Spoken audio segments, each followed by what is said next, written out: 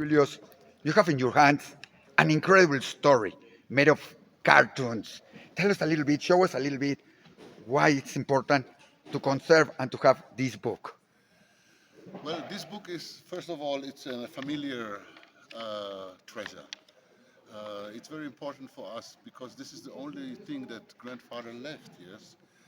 There was no documentation, only what is left in these pictures. And this book especially is very important for us. It keeps us together, yes? And seeing it and how soft he painted all these lovely pictures about a boy in the circumstances he was forced to be with inside, working for the propaganda, being an instrument for falsing the reality, yes.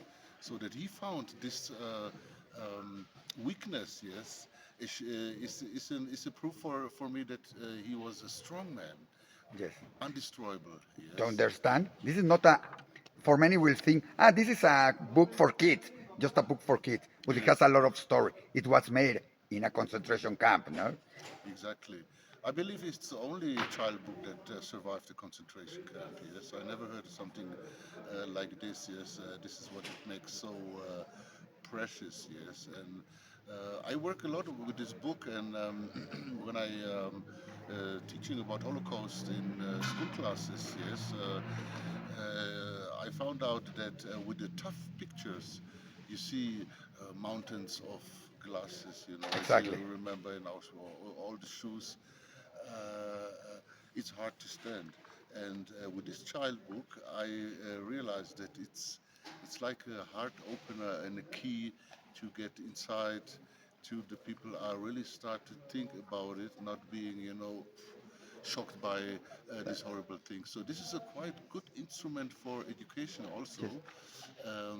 And many classes work on it. They make all kinds of programs, and it's really helpful for Holocaust education in this Julius, context. this talk about the story of your grandfather and Yes, also of your grand grandfather, because your grand grandfather is the one who painted about his son that's correct. that it was in a concentration camp. When we are used to see, we see the horrors that happens in the Holocaust, and they painted about it or wrote about it, but he writes like if it was in the woods outside here, they were in a party. What do you feel about it that they paint like that? Yeah, I think it's a strong testament to his resilience because being amongst all this cruelty and death and being surrounded by all this threat to yourself and to your family, one easily jumps into survival mode. And while he certainly did that, he was able to still paint something really, really nice and really colorful and very welcoming and showing the good sides of life. And this is something I think is a big testament to his resilience. Yes. David, you're here in Mexico now. You were in front of a lot of students, Jews and non-Jews. What will be your message after seeing the paints of your granddaughter, your grandfather, and your grand grandfather? What is your message for these kids that were here and for the ambassadors that were here in this incredible event of OLAMI? I think it's very, very important that both Jewish and non-Jewish students come together and put a focus on this and discuss and remember, like, pay tribute to his memory, especially against the backdrop of what is happening globally, politically, and the rise in anti-Semitism and xenophobia. So, yeah, I think it's very important moment in time. And I They, want to repeat all the words of my father. He said one day, he said, "This is a book for all children."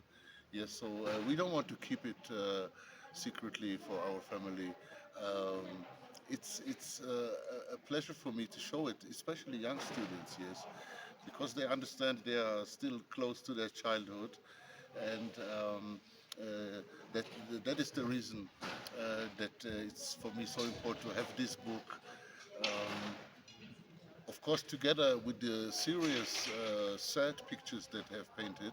So, in combination with this book, the story becomes really living because in these serious pictures you don't see the human person, and this is also very important to show us as people, not only as victims. Yes, so this is a product of love, you know, and this is uncomparable with nothing else.